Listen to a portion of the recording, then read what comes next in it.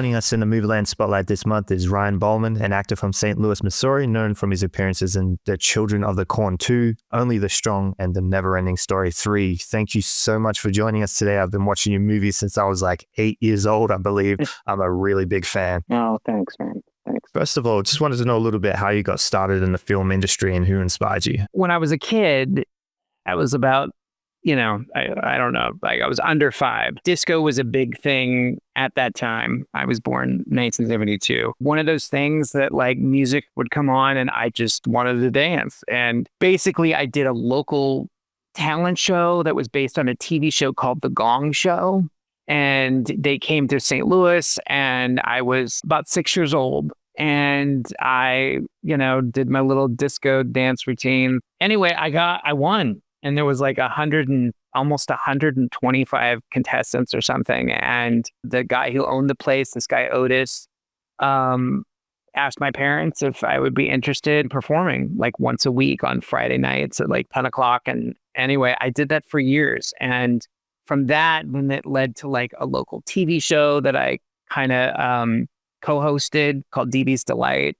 And it was like a game show for kids. Did a lot of theater and then did these 2 specials called Incredible Kids and Company that somehow ended up airing out here. Got contacted by the producers of some show called Small World. A manager / agent approached me and my mom and was like, would you ever consider coming out here at least for pilot season? Or, have you thought about moving to California? Because I would be interested in representing him. And, realistically, my mom was like, she had a regular job plus my dad and, whatnot. Didn't think that was really going to happen. But I guess I begged and pleaded with my mother to give me like 3 months. And she took a leave of absence from her work and came out here. We got an apartment in the Valley and booked nothing.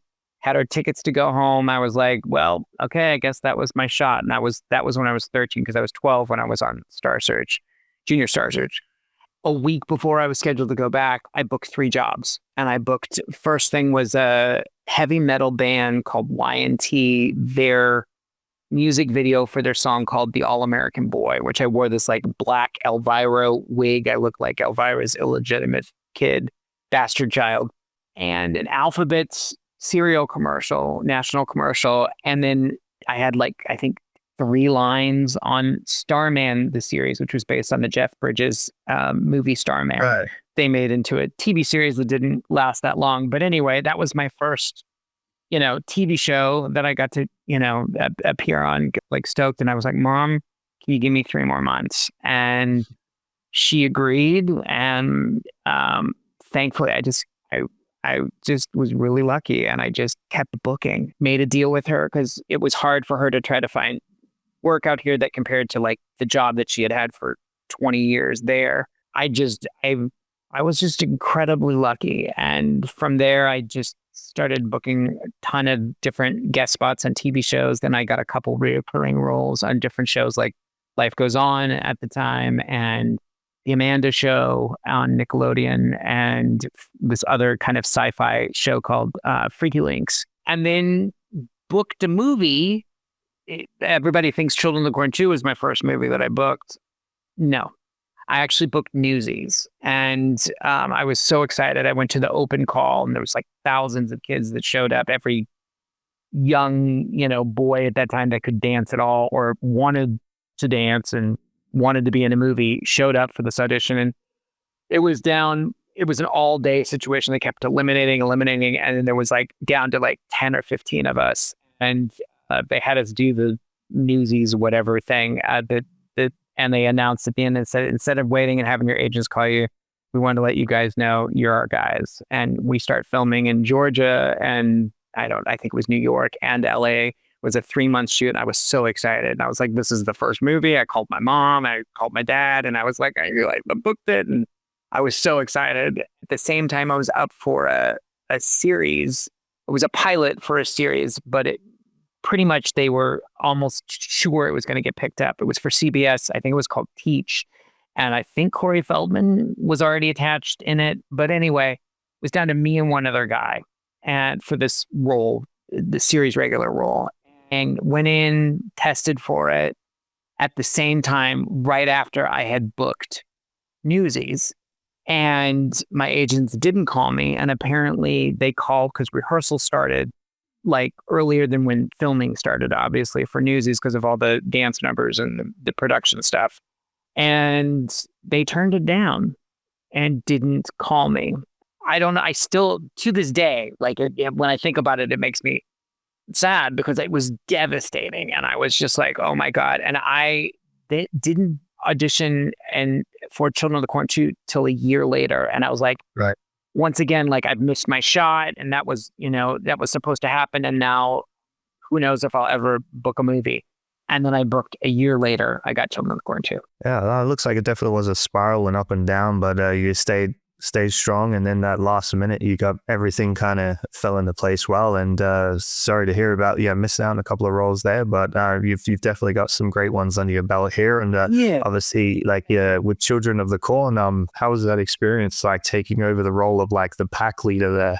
Sure, I would have been just as excited to have been in Newsies, obviously, and to work with Robert Duvall and Christian Bale and whatnot. But as a kid, watching horror films was just part of like my childhood. I read Fangoria magazine and I was like, I even for a small period of time thought about like, I want to be a special effects makeup artist. And I thought it was so freaking cool. And I loved horror films. I loved being scared and I loved gore and just the whole, like, I just fascinated me. Not just like being a victim or somebody that's killed by the killer, to be the lead and to be the killer. It was huge. And then plus it's Stephen King.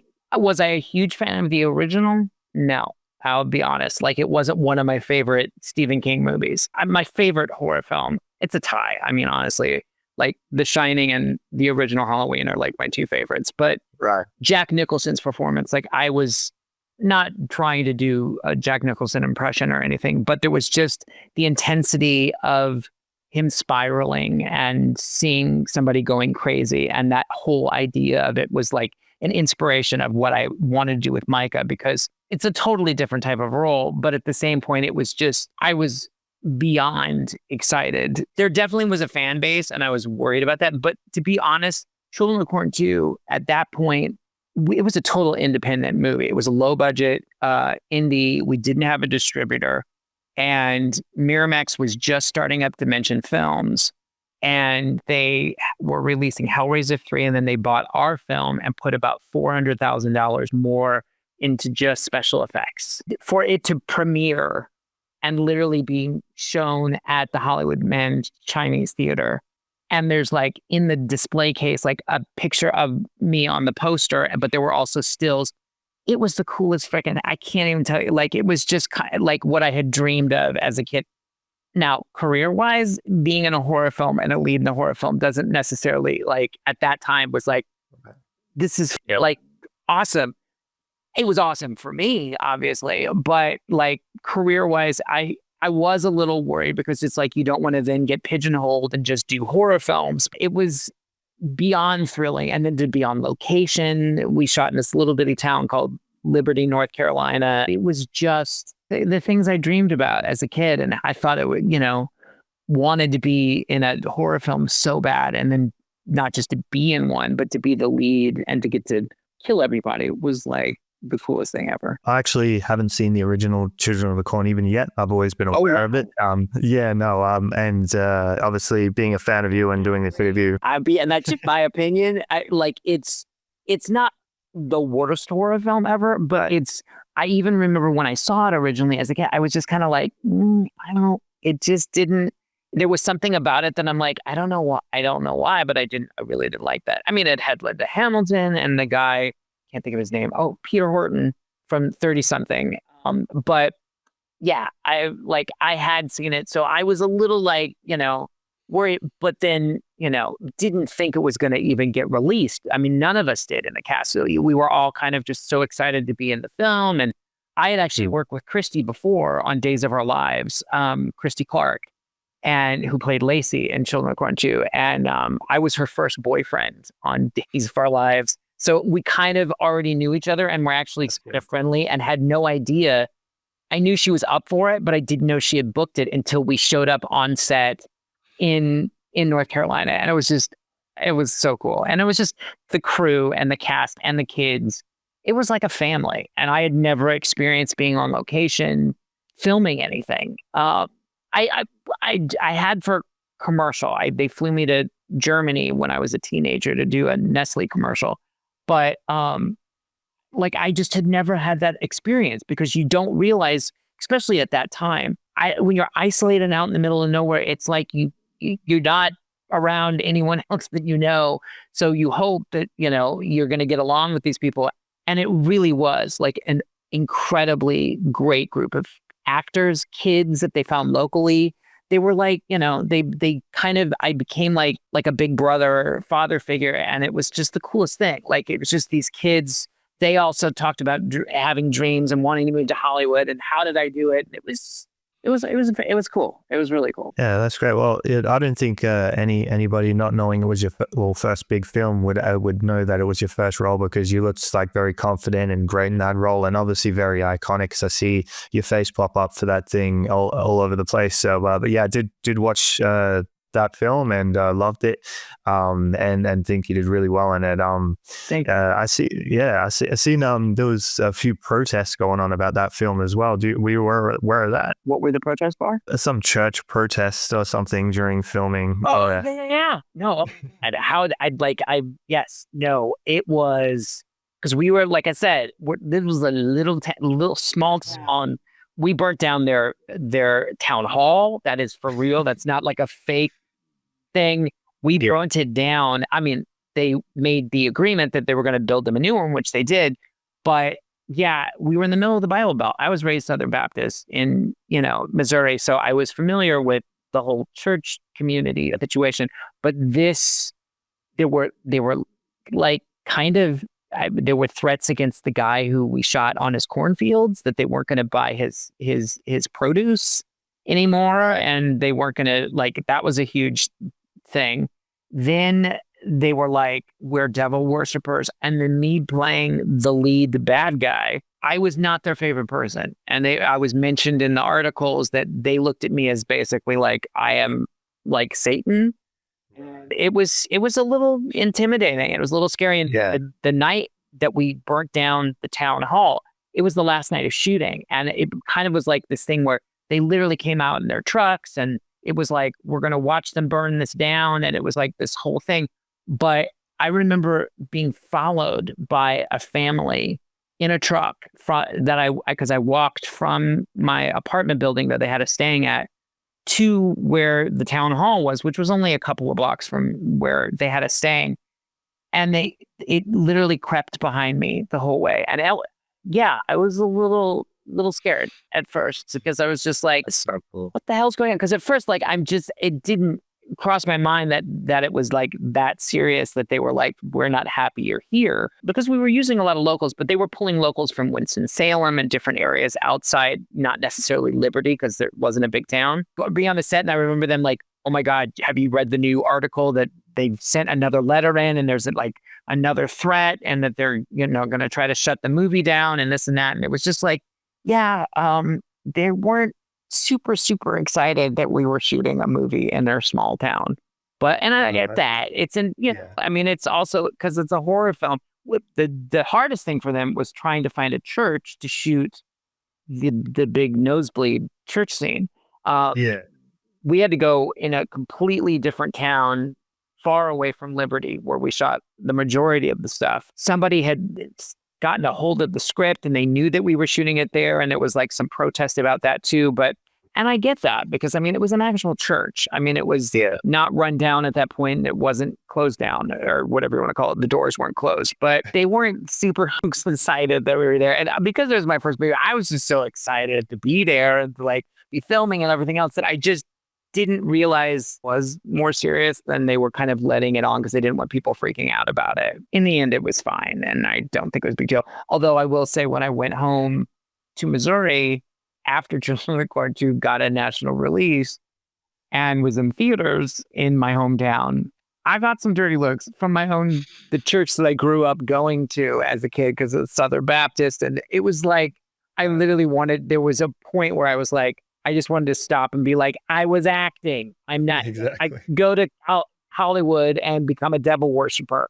It's a part, it's a role. And it's called acting. It was my first movie. Leave me alone. It was an amazing opportunity and I had a blast doing it. Yeah. Sorry to bring up old wounds there, but I definitely think that's something that seemed to have got some news headlines when I was researching about the film. That's a bit crazy there. But yeah, it's just all acting. There was actually a reboot of The Children of the Corn recently. Have you had a chance to see it yet?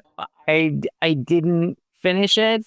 It actually even popped up the other day on my computer and I kind of had forgotten which one, because there's been like so many sequels after ours. Ours was the only one that got like a release besides the original in theaters. I don't know. And that's the thing. Like my tastes have changed in movies. Obviously, I'm not a huge horror movie fan. I love the ones that I grew up on more than the ones kind of currently or in the last decade or two. My favorite horror films are like, from the 80s. Those movies I'll still watch. A lot of the horror films today, I think they're not necessarily scary. It's more about the shock factor and the gore and whatnot, which is fine. Not that our film didn't have gore in it, but it's like there was just more. I don't know. It just had it was a different vibe. Right. Yeah. Spoiler alert. Although your character was taken away at the end of The Children of the Corn 2, if there was a chance to bring your character back to life, even an evil version that would probably make it work, would you return to the role? I think it would be fun. I mean, I don't know realistically like that would ever happen. I did actually, this is a weird, crazy story. They had me come in. I don't remember if it was part 5 or part 6 of Children of the Corn, but it was at least somewhere between 5 to 10 years after I did part 2. I get a call from my agent and they're like, they want to see you for a role in the next Children of the Corn 2 movie. I'm like, are they aware that I died and I get sucked to a combine in the first one? And they're like, yeah, it's a totally different part. You wouldn't be playing the same part. It's like somebody that gets killed, basically. And I was like, I guess I'll go. And I said, it's just kind of weird. I don't think they're going to cast. Like, why would they like, it just didn't make sense to me. But you're like, okay, I'll go in. And I remember I went in and auditioned and it was just such a weird thing because I'm sitting here going, do they really have a clue? Like, because, it's different casting directors and a lot of these, like, it's just a job for them. So they're not necessarily going, oh, I see, but it's on my resume. And I was just like, hello, I was the lead and I guide. And the second one, why am I here? What am I doing here? And obviously I didn't get it. But yeah, it was that like just was one of those kind of like, what is it? Was this? Are they kidding? Are they serious? But if they did come up with something and somehow like he who walks behind the rose like puts my body back together from the combine and I'm spewed out, like, sure, I think it would be fun to like visit or even play a different character. I mean, I like as now that I'm older that I don't look like myself. That was the thing. I was like, I haven't changed that much. And it was like 5 years after I had done the other one that I was like, people that are fans of this are going to be like, that's Micah. I would think if, somebody saw it. But anyway, I don't know. It's cool that they thought about it for sure. But yeah, that's sad that they didn't go forward with that, even if it was a different character. It could work. There were fans that also were like, what we'd love to see Isaac and like Micah like up against each other and somehow incorporate the two of them. And I was like, oh, that sounds interesting. Yeah. I wouldn't say no necessarily, but yeah. And plus it's my first film. I mean, it's like, I am so grateful to David Price for, fighting for me for that. Cause it was down to me and one other guy. Yeah. I don't know. I would definitely like be open to it because I think it would be really fun to revisit it. You never know. Well, hopefully this, again, sending out in the universe, we'll hopefully see it with the reboots in motion and everything. So you never know for sure. Well, you're glad you didn't get stuck in the horror box like you said you didn't want to. You've definitely done a lot of other films, but another great one of yours is co-starring with Mark Dacascos in the film Only the Strong, a very underrated film focused on capoeira and martial arts. Anything you can share about making that film? It was my first studio film. So I was beyond excited to like, be able to say I was in a 20th Century Fox movie. It was like kind of a big deal for me personally. Getting to sit in a movie theater in that the opening thing with the music and the 20th Century Fox and that showing. Yeah, that was amazing. And obviously some experience from dancing and gymnastics and stuff. So the physicality, we had to train for the capoeira for almost about 2 to 3 months before we started filming. We trained with the mestre and also learned how to play the instruments. It unfortunately, because there wasn't, Mark Dacascos wasn't a name necessarily at that time, and people just know him from anything else. Anyway, it got a big release in the theaters. It just didn't do well. But it did with time and with video at that time and Blockbuster and all that kind of stuff. This audience found it, and it became like kind of a cult hit because it was the first movie that really focused or showcased capoeira, the Brazilian form of martial arts. And that was kind of cool. I mean, for sure. And then when we shot in Miami for 3 months, which was fun. We were like right off of South Beach, and it was, when you're young, it's like, oh my God, this is amazing. And, I'm glad there's been talk over the years too of that possibly them doing a sequel, and my character dies in it. I die in a lot of my movies. I don't know why. This movie is definitely a hidden gem. Even though what did bad at the theaters, it is good to quote that cult status. And it's actually still pretty hard to watch the movie. The distribution, or maybe just over here in Australia, it's very hard to find it anywhere to stream or anything like that. But Mark is actually an amazing actor. Like I first became aware of him through the Double Dragon movie. He's doing like a lot of wild films lately, including John Wick, and Only the Strong was actually his first lead role. He did a couple. And one of the nicest people I've ever worked with. Like such a good guy. Like just could not be nicer. Like just like he loves what he does, and he treats everybody equally and with like such respect. And anyway, we reconnected on Instagram, and I've like been able to kind of like go back and forth with him and Stacy Travis, who was the female lead in Only the Strong. And I've gotten to kind of reconnect with both of them just in the last like 2-3 years. So that's been kind of nice and fun. Well, as I said, I was a big Mark Dacascos fan, so I was actually quite surprised. So I watched most of his films that I never actually seen Only the Strong, and I got you to thank for that, because looking through your filmography when we first kind of met, Only the Strong was one on my list, and I watched that. So that's new to me, though. I've only just recently seen it. But yeah, it's definitely a great watch and holds up to date. And I've watched it actually a few times. So definitely highly recommend anyone who hasn't seen Only the Strong to check it out, and hopes that it does get a sequel, because I can definitely see that working. And with Mark returning, if he does, it'd be even more amazing. Well, and with my character dying, I was like, I even said, I'm like, how is that going to happen? And they were like, I don't know. And I was like, well, I guess I could play the principal or features. I mean, I'm open to that. So, whatever. We'll see what happens. Could be like the brother or something like that. So you're saying, because you never know. And the script originally, like we had the script that they gave us when we auditioned for the film totally changed. And they did like a massive rewrite right before we started shooting. And we didn't get the new script until we got there.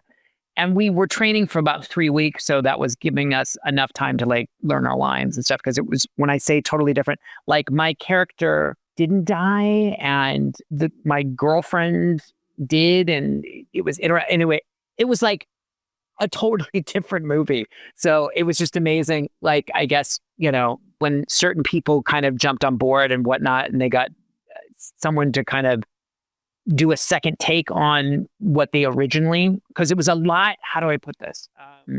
Darker and more intense, I guess. More of a, I want to say Dangerous Minds type vibe, as opposed to, I don't want to say like MTV, but there was an aspect of it that when you look at the beach sequences and some of the music and stuff, they were trying, I think, as they were doing it to kind of, and I get it, like trying to like think, what are kids going to want to watch, and like bringing like a little bit later. I mean, my character still obviously dies in the fire and whatnot, but it was amazing how like crazy different the script was. I mean, it wasn't like 100% a totally different movie, but we all were like, oh my God, we totally learned all of this new dialogue. And it's just not, their storylines were just different for certain characters, were not the same of what you actually saw in the final film, which is interesting because we had no clue until we showed up. and almost we're about to start shooting, and we're like, oh, okay. Someone might have seen your death scene in the Children of the Corn and be like, actually, he did that really well. We should get him to die in this one as well. Like, Had to die and everything. Yeah. So it's just like Justin Long in all these movies, he dies really well. So it's like, yeah, you're gonna die if he's in the movie. True.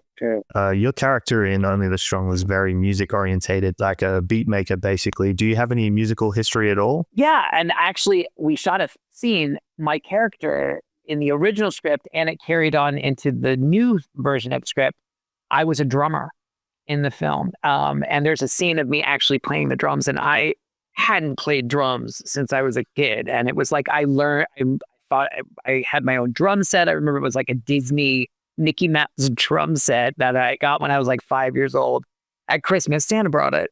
And anyway, I'm not a musical. I love music. Like, music has always been a huge part of my life, obviously, with being the disco kid and whatnot, and just being a fan of music. I can't imagine a world without it. But I was sad because I worked really hard to relearn or try to figure out how to fake it on playing the drums. And it was literally like one of those panning shots. And it was like in the band room and it's me on the drums. And there was like the thing. It didn't end up in the final cut of the film. So nobody even knows that. But yeah, it was the extent of my musical abilities, you know. Yeah, your next role, well, it seemed like it was filming simultaneously, was the NeverEnding Story III. How did the role of Doug come about? I remember the final audition with Jack. And they had two groups of all the different characters, like Mookie, the girl, the kind of tall, beautiful girl. There was another guy auditioning for Jack's role, another guy auditioning for there might have been three, but I think it was down to just the two versions of each character, basically two people that they were considering. And they just kept mixing and matching and bringing us in and taking us back and then like having us go wait outside. And then they started to eliminate. And finally, when I went in with Jack, compared to the other guy that was up for the part, Jack and I just clicked. And like, there's just people that you click with, you know, when you're like, the chemistry, yeah. Yeah. And it was there from like the minute. And I didn't know. I didn't like practice out in the hall with him. It wasn't one of those kind of things. It was just kind of like they would call out names. They're like, come in. And then we'd go in as a group. And when I did it with Jack, it was like, it just was kind of like gold. And you can see that even with the whole group of the Nasties, you and him like really bounce off each other the whole movie. Yeah. And it was like we genuinely also liked each other and like respected each other. It was the beginning of both of our careers. He had done like one movie, or I think it was that skateboarding movie. I can't even think of it. Airborne. Yes. And he was the bully in that. And we talked about that. And then I had done, obviously, Children of the Corn 2. And this was both of our, I think, second movie. I think it was also his second film. So we were a little green to like, it just, I don't know how to say it. It was such a, also, once again, a great group of people, like actors to work with as the Nasties, because we were constantly in every scene together.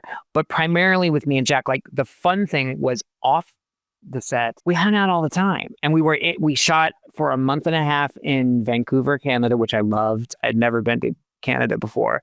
Reminded me of Seattle, which I loved Seattle. And a month and a half we filmed in Berlin, in Germany, on these gigantic Babelsberg studio sound stages, which were unbelievable, that they had built all of Fantasia on, and it was like nothing I'd ever seen. And this was the biggest budget movie that I had ever, still to this day, ever been in or been a part of. It was a $25 million. At that time, that was a lot of money for a sequel to a popular, you know, series and whatnot. It was just fun. It was like off the set, we would go out. Oh, and the funniest thing was this was pre Tenacious D. He had all these songs, and he'd be on the set and he'd be like singing like Pete's Pork Palace and just crazy. Like, I'm like, this guy is nuts. It was like I just saw the potential of him, and I was so impressed. Every single take that we did, it was never the same, ever the same. And he was just it was so fun to like be in it with him and to play and to like just go off of each other's improv and whatnot. And the director thankfully liked what we were doing. So he would let the takes go for, a while. And some of that stuff made it into the final film, which was fun and cool to like see it. Okay, well, it did work. But yeah, it was such an amazing opportunity. And I remember coming home and telling my friends, I was like, I work with this guy. His name is Jack Black, and he's like brilliant. He's crazy funny, but like he's not playing a comedic character in this at all. And I was like, he's going to be huge. He's gonna be massively like a huge movie star. And within just a few years, like his career took off because it was like, the film never saw the light of day here, except it got a release on, we still had VHS then. It was like VHS, and I think eventually it did also go on DVD. But yeah, it was one of those films. Oh, there you go. Oh, nice. They released it in Germany, and the reviews were not also kind, and it didn't do well at the box office. And Miramax had already bought it for their family division or whatever of their entertainment. It went straight. Like nobody saw it here at all. But anyway, it was so much fun to shoot. We had a blast, and it was like 3 months of my life. Again, it was that and Only the Strong were like two of the longest films, and True Blue, the rowing movie that I did over in London. Those were like 3 months chunks of my life. And you do, once again, like I had already experienced it, but it was like I loved how not just making a film, but like how you become a family. It's just it's hard to explain it until you're literally on the set and you're doing it. And when it's finally over, you're just like, oh my God, I'm never going to possibly see these people again. And it's just weird because you are kind of isolated and you are kind of in a bubble.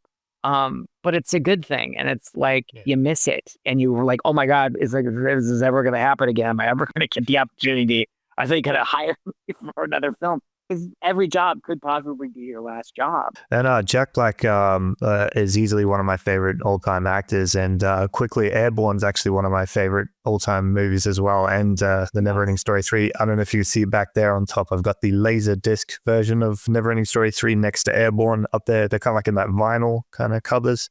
I can't, but you're little on my phone, and I'm so scared. I don't want to like disconnect this. You're like little, so I can't totally see it, but that's very cool. That being his first two movies, like I don't see him talk about him much, but I was curious if, it'd be cool if he did, because I kept in touch with him for a little while afterwards. He actually lived a few blocks from me, and I didn't even know it. And then we ran into each other like Jack, and he's like Ryan. Anyway, it was like we were literally living in the same neighborhood and had no clue for years. Right. We were literally in Hollywood in the same exact neighborhood. But we stayed in touch for, I'd say, like a year or two. I remember going to see one of his first shows that he did as Tenacious D, because he had kind of been playing around with that while we were doing NeverEnding Story, because he mentioned it to me. And then I remember going to see it, and he was dating the girl that was on Saturday Night Live. And I remember going backstage, and it was just so cool to like see him do his thing. And he hasn't like, and people know it now, but at that time, nobody knew like he could sing. And it was like, he would do these funny, goofy songs, but like with an amazing, soulful, graspy, amazing sound. Like he could really sing. And I hope someday he actually gets to do like a full on like musical, because he deserves it. And he would be incredible. But yeah, could not be happier. And he was so nice to me. And it's only good things, only good memories.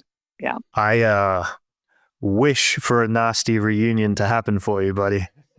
Nice. Nice. That's actually a Bam Margera kind of replica of the ore in there. I was going to say, what are the chances of a Nasty reunion ever happening then? I don't know. And see, the thing is, it was actually called the NeverEnding Story III, The Nasties. Really? Okay. Yeah. And then they changed it to Return to Fantasia when Miramax bought it and then released it over here. The title changed. I think it might have been released in Germany and overseas as The Nasty. But that was originally, and I thought that was what was so cool about it too. And like, I remember having conversations with Jack, and I was like, I mean, this in the past, like part 1 and part 2, there wasn't like a character that it was like, this is like their story. It was like kind of like it's the Nasties, and we're this new thing that they're kind of like throwing into the whatever you want to call it and the mix. And yeah, I don't know. That was like, we were all of us were kind of like, oh, that's so cool. And then when it changed, we were like, what? That's not fun. That's not fair. Because it was just kind of, we felt special, I guess is the best way to put it. Like we were getting to create these characters that were hopefully going to, for kids, be something that they remembered and whatnot. And NeverEnding Story 3 is more of a kid-friendly daytime TV feel, like more bright and Sesame Street-like characters and fantasia, which many despise in comparison to the original, which was dark and depressing. But for me, I'd seen the films out of order, with the third being my first, so it was hard for me to hate the film, like most of the fans. The original would be... But you're right. You're totally right. I mean, it was, because it was so different than the vibe and the kind of feel of the heaviness that was and darkness that existed. This was more like, oh, we got the kid from Free Willy. And, it was a little bit goofier. It was a little bit more,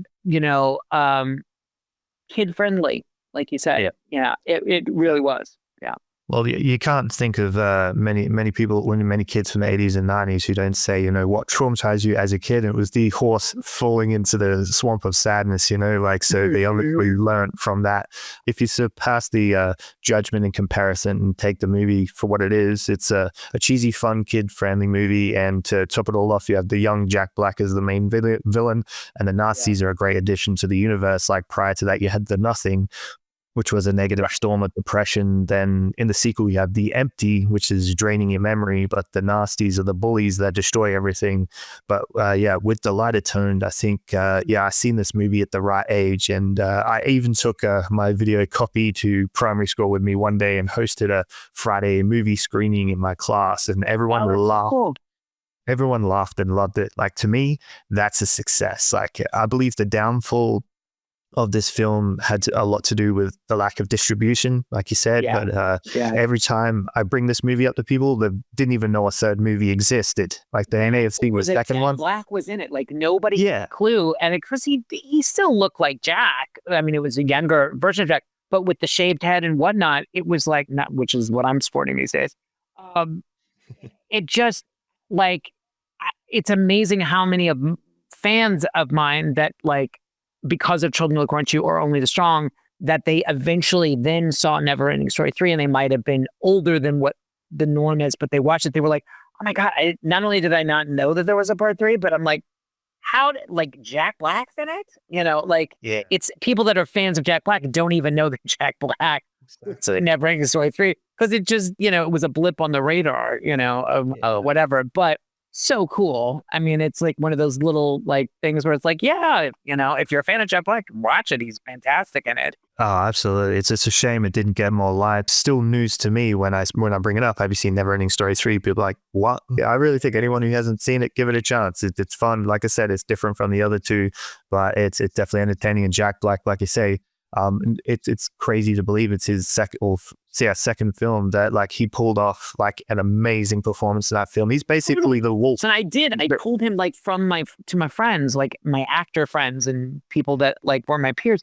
I'm like, he's like a young John Malkovich. His intensity and his level of what he's able to do, it's like he's about to implode. Like, and in this movie, there were moments, and not that they used every one of those takes, but I witnessed, because I was there for every take that we did. It was mind blowing. I was like, this guy, like, he's just destined for stardom because he's got it. Absolutely. But I love your character in the film as well. You're always being picked on, but you have some of the most memorable moments in that film that I always quote, buddy. Oh, thanks. I mean, it was fun. I love playing him, and it's like, I love the whole look of the character.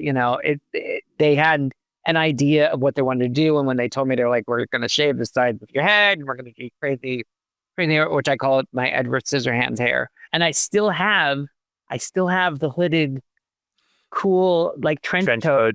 Yeah, sweet. I would always keep something from every movie and thing that I've done, and that was the thing, and my dog collar. But nice. Yeah, I mean, it was a fun part, like to be like the goofy comedic sidekick to like crazy funny Jack Black, but not in this. serious and whatnot. It was just like, I can't tell you, like every day, it just didn't feel like work. I mean, it was just like, this is what you dream of doing. And what an amazing opportunity. And being, in Vancouver for a month and a half and then Berlin for a month and a half. And it was just truly like a once in a lifetime experience that nobody ever saw. Definitely need to check at the performances. Like I say, if they do, don't put it in comparison to the other ones. They can definitely be entertained by the performance in this one. Also, a little 2 cents. Dave Foreman, who played the puppeteer for Junior Rockbiter, who's better known for playing Leonardo in the 1990 Ninja Turtles movie.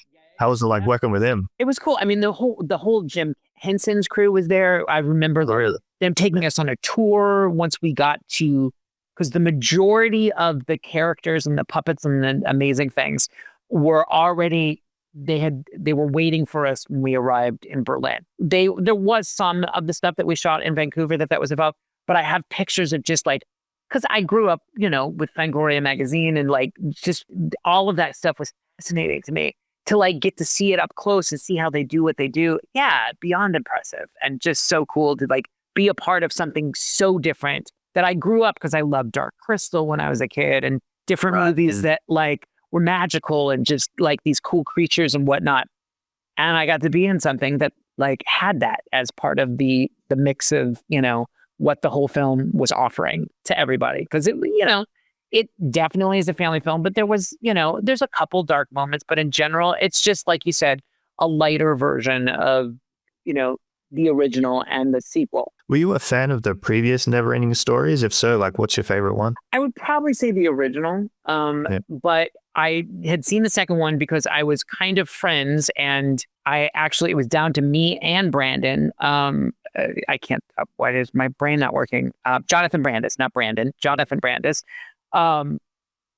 We had auditioned. It was down to me and him for the guest star that I did on Highway to Heaven with Michael Landon.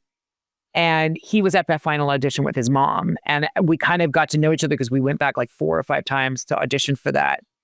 And Michael was actually in the audition, and it was an amazing audition. Like he literally got down on all fours because it's about a dog that gets rabies and almost kills me. And anyway, he got on his knees and played the dog in the audition. So I was acting opposite Michael. And like I was talking with Jonathan, and we still both were like, that is just, I grew up watching Little House on the Prairie and whatnot. So Jonathan and I kind of bonded through that experience, and we would have been equally happy if either one of us got the opportunity, because we were just like, oh my God, it's so cool that it sounded just me and you.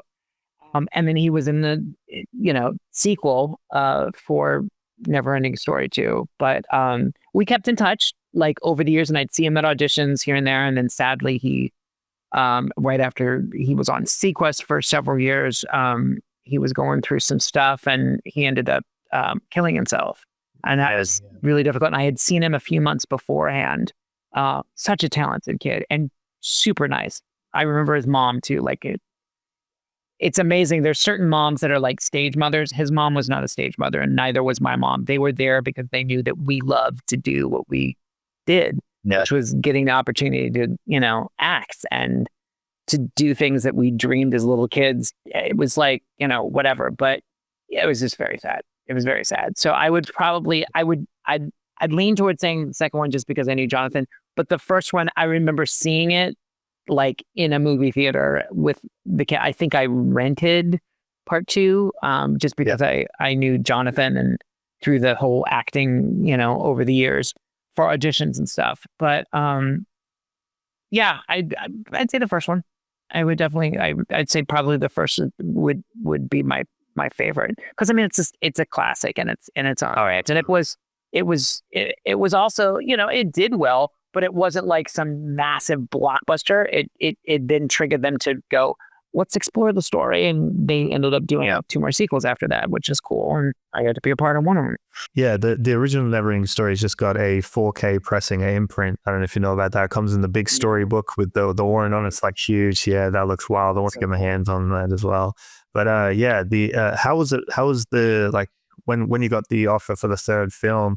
You obviously already watched the first film prior to that. What was there amounts of pressure adding to joining in something like that?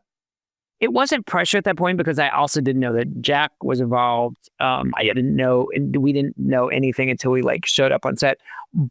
But knowing the film and the franchise, and because I had been in a franchise sort of at that point, which was Children of the Corn 2, didn't know it was going to have 49 different sequels afterwards.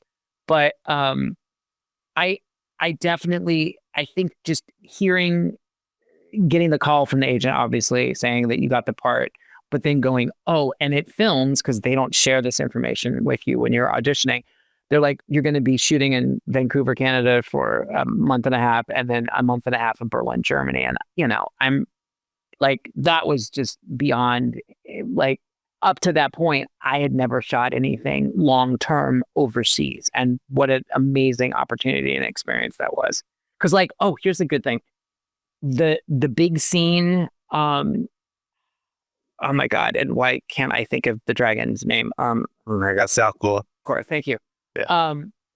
When we're in Chinatown, that whole sequence with the craziness that's going on, they didn't, in Germany, there were hardly any Asian people that lived there. They had to literally send boats and flew them in because they had to have hundreds of extras that were actually Asian.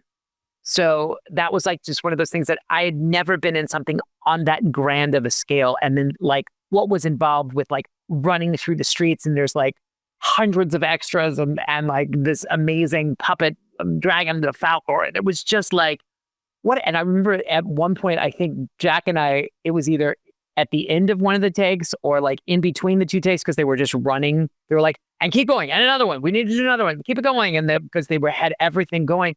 I remember like screaming at Jack, and we both were like, this is crazy. Like, how is this even happening right now? It was one of those like just moments where you like, pinch me. Okay, this is pretty cool. This is something that I'll, be able to look back on at some point in my life and be like, yeah, that was an amazing experience. Yeah, I'm never going to look at that scene the same now, thinking of everyone who just had to be... Seriously, they literally flew them in and brought them in on a boat. I mean, we were like, what? And they were like, they had to, because they had to bring them in from 2 or 3 different other countries because there just weren't enough. And they needed hundreds of extras for that scene that we were supposed to be in Chinatown. So anyway, yeah. This is crazy. And I forgot. I need to sit down and rewatch it again, just because it's like, even talking about this stuff, like I forget these things, and it's like, oh my God, it brings it back like it was literally yesterday. Yeah, that's cool. Well, it's almost 30 years ago since that film's come out now. That's what is crazy, because the other film just surpassed that. So yeah, I think it came out in 96. So sometime next year, I think 96. Yeah, 30 years ago. But yeah, another thing I love about this film is the soundtrack. Like the Nasty theme songs, obviously iconic there when you guys show up, but another song, the Mission of Love credits track. You got Roxette on there, and even featured Kiss from a Rose by Seal, which is only in the movie, but I believe that was used before Batman Forever took the theme as well. I think it was. Yeah, I think it was. Yeah. But most notably, you got the Born to Be Wild remix by the Rock Fighter, which is also just amazing as well. Oh, and they did like a little video. Is that on like one of the versions? Yeah, Yeah. Also, there it is. Well, there you go. Yeah. I think I have that too. Somewhere. I think calling me a NeverEnding Story III fanatic is an understatement, buddy. Well, it's that's awesome. And we all have like our movies that are just part of our childhood, and it's like it stays a part of you. Like it's like what makes you, or what made you fall in love with movies in the first place, Yeah. And for me, it was like E.T. was like a huge. I saw that like eight or nine times in a movie theater. And cried like ugly cried every single time, and was just like, I want to do this. This is what I want to do with my life. Like, plus I wanted E.T. to come visit me at my house. But it was, there's just those movies that like you look back on your childhood, and for you it was like NeverEnding Story 3, which is awesome. And for me it was like E.T. And it's like, still I'll put it on and it's like I feel like I'm 8 again, watching it, and I'm still crying, and I'm an adult, It's just when there's something that, kind of helps you escape from whether you've got whatever your problems are in your life. And I was dealing with some stuff when I was a kid too that wasn't pleasant. And it was like, for me, that was my escape, was going to the movies. And like, but just in general, getting to like sit in a movie theater and to like just experience something I'd never seen or heard before. And it was just like, I don't know. I still, to this day, I mean, I don't go as much as I used to, obviously with COVID happening and everything else, but it's like those memories and going to the movies. I mean, here's a perfect example. Like, I remember my mother and I going to see at like 10 o'clock, not realizing how, which I guess you should, because it's the best little whorehouse in Texas, know that the material might not be 100% appropriate for kids. But because I had done dancing and musicals and things, I was like, Dolly Parton's in it, and Burt Reynolds, and Dom DeLuise, and he's funny, and Ryan likes him. So we like went to like the late show, which there in Missouri was like 9 o'clock or something. But I remember going with my mom, and it was just so much fun. It was like those memories of whether going by myself and seeing E.T. 8 or 9 times and sitting in a movie theater, or those memories of like with my mom back in the day and her going, let's go, let's get out of here. Things are weird in the house. Let's go have fun. Let's go to the movies. And that was an escape. It was an escape from like, you know, the bad that was in your life or the stuff that you didn't want to deal with. And it was a way to kind of just like for 2 or 3 hours, just, I don't know, experience something that you've never seen before, you know? And that's where my love for it came from. And I just think that's cool that for you, you know, and for some people, it's, you know, everybody's got that movie or that movie franchise that's just like, oh, that's my youth. You know, that's what made me love movies. Yeah, I definitely relate to the escape thing, and those films like comforting, like labeled as comfort films that take you back to when you were a kid. I'm like a huge John Hughes fan. Like those movies, I was a little bit younger than most of the characters, but I was close. I was close in age. And as an adult, like I put those movies on. I've seen them like a million times. I know all of the dialogue, but I turn them on sometimes. It's like instead of turning on music, because some of them have great soundtracks, I have it on when I'm doing stuff, and it's like, it's a comfort movie. It's like, there are just certain movies that like, I don't know what it is. And people are like, what is it that you love so much about John Hughes movies? I said, I don't know. It just takes me back to a different time in my life. And I just I love them. I got you the same there. Instead of putting music on, I put movies on. Even to sleep sometimes, I fall asleep with headphones on and I got a movie just playing. I just visualizing the movie while I'm sleeping. So yeah, I get you on that. Good to see that you've jumped back on the horse a bit. I've seen recently you've been posting that you've been working on some films. So that was going to be my next question. What's coming up at the moment? You got a couple of films in the works? I got 2. I've got a follow-up to a film that I did I can't believe it's been almost 10 years, called Quality Problems. And this is not a sequel, but it's with the same family. And I'm actually friends with these people. I did a play with them years ago and stayed in touch. And they're the funniest people I've ever met, besides Jack Black. The funniest people I've ever worked with, the most fun I've ever had making a film was Quality Problems. Anyway, it's their follow-up to Quality Problems, and their daughter, Scout, who in Quality Problems acts in it. She's now, or was 15 when we filmed it about 2 years ago. And she co-directed it with her dad and co-wrote it. And it's just, she's phenomenal. Like one of the best directors I've ever worked with, ever. I was just amazed at watching her do her thing and direct her dad and direct me. And it was just, and then that in itself was amazing. And to be asked and to not have to audition. And they were like, we wrote this part for you if you're available. And it was right after COVID. And I was terrified because I had caught COVID twice. And then I got the inflammatory syndrome, and I'm still dealing with that on top of everything else. But I almost didn't do it. And we were shooting they were shooting a lot of it up in Big Bear, in California, up in the mountains. And I'm just so glad I did it. And it's done. And a poster just came out, and I just posted it on Instagram a little while ago. But they've started submitting it to a bunch of festivals, and it looks like, because Quality Problems did really well on the festival circuit and won like 12 awards. And from that, it got a distributor, and at least it got released on DVD and people were able to find it. And it's the movie I'm honestly most proud of is that. And they wrote that part of Lance, this troubled man-child actor guy. it's I think some of the funniest work I've ever done, and I'm just really proud of it. I'm proud to be a part of the film because it was at the time we were shooting that movie. My mom was battling her terminal cancer, and I had already moved down here to San Diego. And the film is loosely based on Brooke and Doug, my friends who co-directed the film together, but it's their story. She had cancer and she almost died, but because of the love of her family and laughing, because they're the funniest freaking people on the planet. Getting to be a part of that and to tell their story, and given this opportunity to play this role, which was just like truly like some of the most fun I've had ever doing a character. Then being asked again to do this, like 2 years ago, and them going, please come play with us. And, we want you to be a part of this. And I know you're freaked out with the mask. We've got a crew of like 6. I mean, it was like total indie.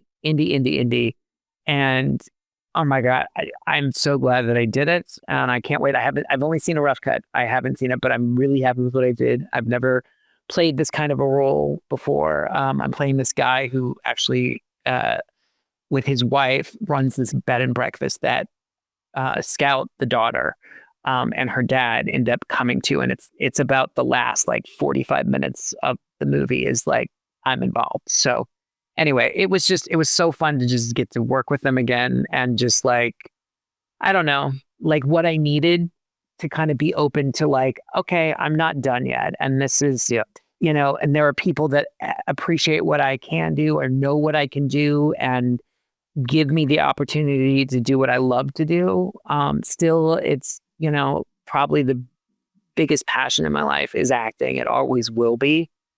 It's just the priority has changed, and I'd rather do things with people that you want to do them with. You know what I mean? At this point in my life, as opposed to like jumping in the fray again and auditioning again, because I haven't really auditioned for stuff in almost a decade. But that movie is going to see the light of day soon. So I'm excited to finally see that. And there's an announcement coming up. They can't even share it with me yet of where it's premiering, and got into some festival that it's going to be premiering at. And then I just did a film with Michael Madsen called A Corpse in Kensington. Oh, and the other one, just so you know, it's called Pilgrim, is the sequel to the Quality Problems movie. Make that clear so that people know what that is. And then this one that I just did this past summer, which I also almost didn't do because I was having more health issues, and he had to have a backup person just in case. And I was like, I want to do this. I would love to work with you again. And it turns out when I moved down here to help take care of my mom as her caretaker, I had to get a job, and I was working at Legoland as a performer. And I did a show with this guy, Brian. And this is when I say to people, like, you never know. You just never know. Like 10 years later, it's literally been 10 years since I did the show with him. We kind of stayed in touch on Facebook and here and there, but he did a short. He then did like a mini feature film that's gotten a lot of great press. It's a zombie type situation.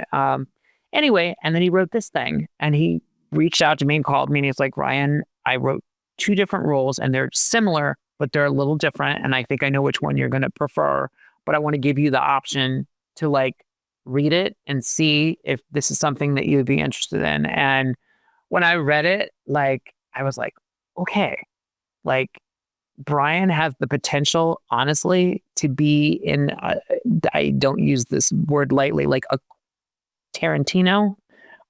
He's got a very specific vision, and it's different. It's literally like 3 different genres in one. It kind of starts out as a kind of rom-com that then turns into a thriller and then turns into a full-on slasher horror film. And I'm in the second half of the film, and the character that I get to play, I'm not allowed to say too much, but I had so much fun. I'm really happy to see you back at it and excited to see what you come up with. And hopefully there's more in your future in the film industry for sure. Here at Movieland, we love recommending movies. So we'd just like to know 6 of your favorite movies you'd recommend for us to watch, to put on our preferred watching lists. Wow. Okay. Well, I'm going to have to go with my first. I would do my favorite horror film, The Shining. If you've never seen it, brilliant, amazing, still stands up. I watch it almost every year at Halloween. It's a given. That and the original Halloween, obviously, which would be almost in my top 6, but not my top 6. Then I would say, because it's my favorite Steven Spielberg film besides E.T., The Color Purple. So The Color Purple's in my top 6. I would put E.T. in my top 6. Comedy-wise, Clue. Like, that is, to me, still stands up. It's one of the best ensembles ever with Madeline Kahn and Tim Curry. Like, just, I've seen that movie a million times, and it's just, love that movie. Most recent movie that I loved, wouldn't be on a lot of people's top 10 list, but it's a brilliant movie. It's called Lion. I'm looking around. I'm sitting in my room, my movie room and I'm like, I can see behind me. I'm like, oh, there's some kind of wonderful. There's saying that was fast. Probably, okay, I'm going to pick one John Hughes movie, and it's one that most people haven't seen, Some Kind of Wonderful.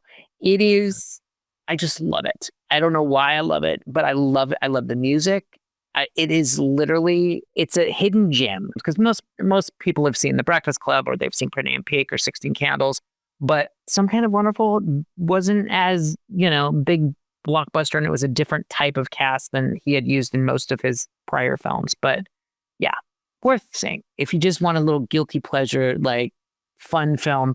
And there's just some great, like, supporting actors and characters that are also in the film. But anyway, I'll save that for last. So those are my 6.